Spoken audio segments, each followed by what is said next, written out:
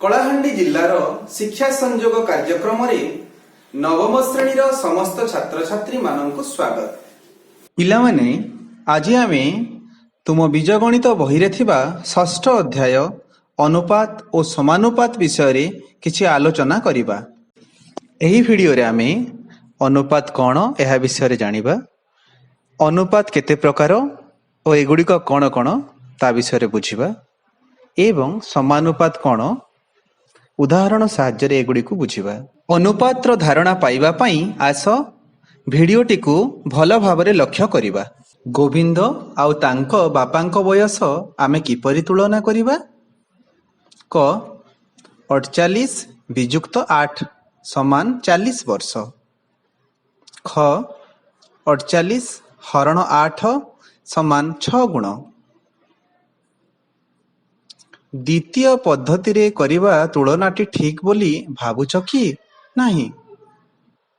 अर्थात गोविंदर बापांको बयस गोविंद बयसर 6 गुण अटे। गुड्स ट्रेन 120 मीटर लंब और बस 4 मीटर लंब। आमे कौन कहिबा? गुड्स ट्रेन टी बस ठारू 116 मीटर लंबा ना गुड्स ट्रेन रो लंब बस रो 30 गुण। उभय ठीक, किंतु अधिकांश समय रे भाग क्रिया माध्यम रे तुलना करा जाए। एहाकु आमे अनुपात बोली कहू। अतएव आमे कहि परिबा अनुपातर संज्ञा हेउछि जदि आमे दुईटी राशि को तुलना करिबा तेबे प्रथम राशिटी द्वितीय राशिर केते गुण अटे एहा जेउ राशि बा संख्या द्वारा प्रकाश करा जाए ताहाकु प्रथम और द्वितीय राशिर अनुपात बोली कहा जाए। एही संज्ञाटी को आमे उदाहरण साहाय्य रे बुझि परिबा। जदि प्रथम राशि ए अटे एवं द्वितीय राशि बी अटे तेबे ए राशि सह बी राशि रो अनुपात को a/b द्वारा प्रकाश करा जाए। एठारे एक चित्र रे दुईटी अनुपात प्रकाश करा जाई अछि।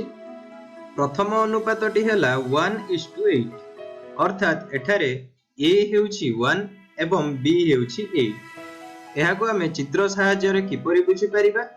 एठारे जेउ वृत्तटी अछि ताहाकु a बोली निया जाई अछि एवं जो चतुर्भुज गुड़िक अछि ताहाकु आमे b बोली नेइछु।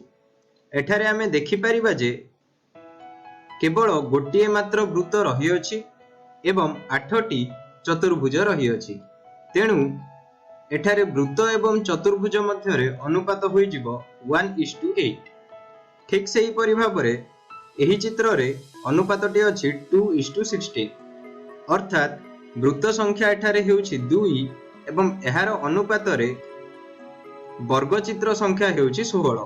तेणु करी एही अनुपातटी को 2:16 माध्यम रे प्रकाश करा जाई अछि। वर्तमान आमे अनुपातर प्रकार गुड़िक विषय रे पढ़िबा। प्रथम प्रकारटी हेउछि वर्गानुपात। a²:b² को a/b रो वर्गानुपात कहा जाए।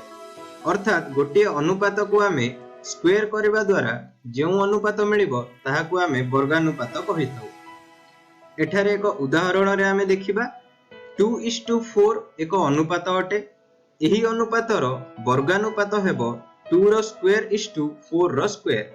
तेबे आमे कहि परिबा 2:4 रो वर्गानुपात हेबो 4:16। वर्तमान आमे अन्य एक प्रकारर अनुपात देखिबा। एहा हेउछि घनानुपात।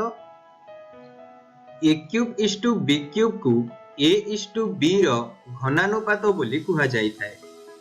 उदाहरण आमे देखिबा 2:4 एक अनुपात अटे। एही 2:4 रो घनानुपात हेबो 2⁴/4⁴ अर्थात 2 रो घन इष्टु 4 रो घन। एही परि भाबरे आमे देखिबा 2:4 रो घनानुपात होई जिवो 8:64। वर्तमान अन्य एक अनुपात आमे देखिबा। एहा हेला वर्गमूलानुपात अर्थात वर्गमूल अनुपात। a:b ର ବର୍ଗମୂଳାନୁପାତ ହେବ a ର ରୁଟ୍ ଇଷ୍ଟୁ b ର ରୁଟ୍। ଏହାକୁ ଆମେ ମଧ୍ୟ ଲେଖିଥାଉ a to the power 1/2 is to b to the power 1/2। ଉଦାହରଣରେ ଆମେ ଦେଖିବା 4:9 ଏକ ଅନୁପାତ ଅଟେ। 4:9 ର ବର୍ଗମୂଳ ଅନୁପାତ ହେବ 4 ର ରୁଟ୍ ଇଷ୍ଟୁ 9 ର ରୁଟ୍, ଅର୍ଥାତ୍ 4 to the power 1/2 is to 9 to the power 1/2। ଏଠାରେ ଆମେ ଦେଖିବା ଯେ 4:9 ର ବର୍ଗମୂଳାନୁପାତ ହେବ 2:3। ମନେ ରଖିବା ଉଚିତ ହେବ ଯେ ବର୍ଗମୂଳାନୁପାତକୁ ଉପବର୍ଗାନୁପାତ ମଧ୍ୟ କୁହାଯାଏ। ଅନ୍ୟ ଏକ ଅନୁପାତ ହେଲା ଘନମୂଳାନୁପାତ, ଅର୍ଥାତ୍ ଘନମୂଳ ଅନୁପାତ। a to the power 1/3 is to b to the power 1/3 କୁ a ଇଷ୍ଟୁ b ର ଘନମୂଳାନୁପାତ ବୋଲି କୁହାଯାଏ। ଘନମୂଳାନୁପାତର ଏକ ଉଦାହରଣ ଏଠାରେ ଆମେ ଦେଖିବା। 8:27 ର ଘନମୂଳାନୁପାତ ହୋଇଯିବ 8 to the power 1/3 is to 27 to the power 1/3, ଅର୍ଥାତ୍ 8:27 ର ଘନମୂଳାନୁପାତ ହେବ 2:3। ଏଠି ମନେ ରଖିବା ଉଚିତ ହେବ ଯେ ଘନମୂଳାନୁପାତକୁ ଉପଘନାନୁପାତ ମଧ୍ୟ କୁହାଯାଏ। ବର୍ତ୍ତମାନ ଆଉ ଏକ ପ୍ରକାର ଅନୁପାତ ବିଷୟରେ ଜାଣିବା। ଏହା ହେଉଛି ପ୍ରତିଲୋମୀ ଅନୁପାତ। କୌଣସି ଅନୁପାତର ପୂର୍ବ ପଦ ଓ ଉତ୍ତର ପଦକୁ ଯଥାକ୍ରମେ ଉତ୍ତର ପଦ ଓ ପୂର୍ବ ପଦ କରିଦେଲେ ଯେଉଁ ନୂତନ ଅନୁପାତଟି ସୃଷ୍ଟି ହୁଏ ତାହାକୁ ସେହି ଅନୁପାତର ପ୍ରତିଲୋମୀ ଅନୁପାତ କୁହାଯାଏ। ଉଦାହରଣ ସ୍ୱରୂପ 2/3 ର ପ୍ରତିଲୋମୀ ଅନୁପାତ ହେବ 3/2। ଠିକ୍ ସେହିପରି 4/5 ର ପ୍ରତିଲୋମୀ ଅନୁପାତ ହେବ 5/4। ଏଠାରେ ଲକ୍ଷ୍ୟ କର, ପ୍ରତିଲୋମୀ ଅନୁପାତ କହିଲେ ଆମେ ଅନୁପାତର ଥିବା ରାଶିଦ୍ୱୟର ସ୍ଥାନକୁ ପରିବର୍ତ୍ତନ କରୁଅଛୁ। ବର୍ତ୍ତମାନ ଆଉ ଏକ ପ୍ରକାର ଅନୁପାତ ବିଷୟରେ ଜାଣିବା। ଏହା ହେଉଛି ଯୌଗିକ ଅନୁପାତ। ଯଦି a/b, c/d, e/f ଇତ୍ୟାଦି ଅନୁପାତ ହୁଅନ୍ତି ତେବେ ସେଗୁଡ଼ିକର ଯୌଗିକ ଅନୁପାତ ହେବ a, c, e ... whole divided by b, d, f। ଉଦାହରଣ ମାଧ୍ୟମରେ ଏହାକୁ ବୁଝିବା। ଯେଭଳିକି ଏଠାରେ 4ଟି ଅନୁପାତ ଦର୍ଶାଯାଇଅଛି: 15:2, 3:4, 13:9 ଓ 5:26। ଏଗୁଡ଼ିକର ଯୌଗିକ ଅନୁପାତ ହେବ 15:3:13:5 whole divided by 2:4:9:26 is equal to 25/16। ଏଠାରେ ମନେ ରଖିବା ଉଚିତ ହେବ ଯେ ଅନୁପାତ ଗୁଡ଼ିକର ଯୌଗିକ ଅନୁପାତ କହିଲେ ଦିଆଯାଇଥିବା ଅନୁପାତ ଗୁଡ଼ିକର ପ୍ରଥମ ରାଶିର ଗୁଣଫଳ ବିଭକ୍ତକ ଦ୍ୱିତୀୟ ରାଶିର ଗୁଣଫଳ। ବର୍ତ୍ତମାନ ଆମେ ସମାନୁପାତ କ'ଣ ତାହା ବିଷୟରେ ଜାଣିବା। ଦୁଇ ବା ତତୋଧିକ ଅନୁପାତର ସମାନତାକୁ ସମାନୁପାତ ବୋଲି କୁହାଯାଏ। ପ୍ରଥମେ ଆମେ ଜାଣିଲେ ଅନୁପାତ କ'ଣ। ଏହିପରି ଭାବରେ ଦୁଇ ବା ତତୋଧିକ ଅନୁପାତ ଯଦି ସମାନତା ଥିବ ତେବେ ତାହାକୁ ଆମେ ସମାନୁପାତ ବୋଲି କହିଥାଉ। ଏଠାରେ ଏକ ଚିତ୍ର ମାଧ୍ୟମରେ ସମାନୁପାତିତା ଦର୍ଶାଯାଇଅଛି। ଏଠାରେ ଆମେ ଦେଖିପାରିବା ପ୍ରଥମ ଚିତ୍ରରେ 3ଟି ଗୋଟି ମଧ୍ୟରୁ ଗୋଟିଏ ହଳଦିଆ ଗୋଟି ରହିଅଛି। ଏହି ଚିତ୍ରଟିକୁ ଆମେ ଯଦି ଅନୁପାତରେ ପ୍ରକାଶ କରିବା ତେବେ ଆମେ ଲେଖିପାରିବା 1:3। ଠିକ୍ ସେହିପରି ଭାବରେ ଦ୍ୱିତୀୟ ଚିତ୍ରରେ ଆମେ ଦେଖିବା ଯେ ସମୁଦାୟ 6 ଗୋଟି ଗୋଟି ମଧ୍ୟରୁ ଏଠାରେ 2ଟି ଗୋଟି ହଳଦିଆ ରହିଅଛି।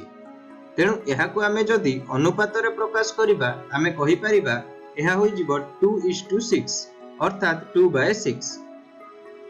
ଏଠାରେ ଆମେ ଦେଖିବା ଯେ 1/3 ଯାହା 2/6 ତାହା ଅଟେ।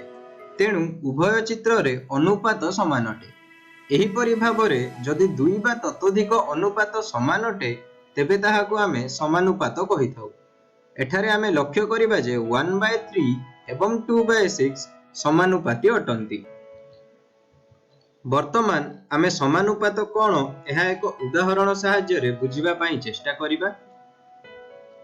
आमको तीनोटी संख्या दिया जाई अछि 7, 13 एवं 14। एहार चतुर्थ समानुपातीटी आमको निर्णय କରିବାକୁ पड़िबो। एही चतुर्थ समानुपातीटी किपरि आमे निर्णय करिबा ताहा एठारे आमे देखिबा। समाधान करिबा पई प्रथमे आमे मने करिबा जे चतुर्थ समानुपातीटी होई जिवो x। जदि x टी को आमे चतुर्थ समानुपाती हिसाब रे नेबा तेबे आमे देखिबा जे 7:13 होई जिवो 14:x। अर्थात आमे लिखि परिबा 7/13 is equal to 14/x। एही समीकरण रु आमे पाइबा जे 7x is equal to 13 into 14 होई जिवो। तेणु x रो मूल्य होई जिवो 26। एठारे आमे उत्तरटी पाइले जे चतुर्थ समानुपातीटी हेबो 26। एही परि भाबरे आमे समानुपाती संबंधी साधारण प्रश्न गुड़िकर समाधान करि परिबा।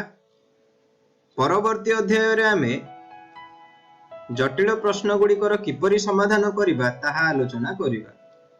एही विषय रे आमे अनुपात कोन, एहार संज्ञा कोन एवं उदाहरण कोन एही सब आलोचना कले।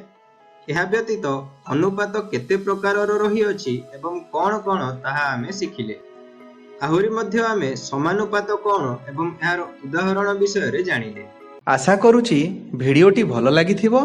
ताहेले पिलामाने तुमे माने पाइथिबा कार्यफर्दकु निजे समाधान कर। धन्यवाद।